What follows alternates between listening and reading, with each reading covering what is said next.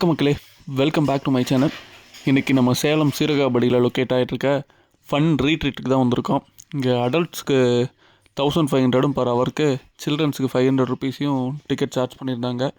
கொடுத்த காசுக்கு சூப்பராகவே இருந்துச்சு. இடம் ஃபுல்லாக சும்மா குளுன்னு காஷ்மீர் மாதிரி ஏசி போட்டு வச்சுருந்தாங்க.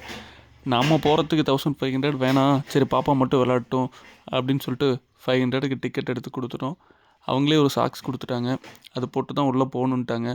சரி ஓகே, அவளும் கொடுத்த காசுக்கு விளாட பாப்பான்னு துரத்தி விட்டா ஒரே கேமே ரொம்ப நேரமாக விளாண்டுட்டு இருந்தா. அதே கேமே தான் எல்லாருக்கும் பிடிச்சி போச்சு போல். எல்லாம் அங்கேயே குழந்தைங்க எல்லாம் ஜாலியாக விளாண்டுட்டு இருந்தாங்க. அதை பார்த்துட்டு இருக்கும்போது இவங்க கம்முன்னு இல்லாமல் வேறு கேம் விளாடுன்னு சொல்லி ராவடி பண்ணோம்.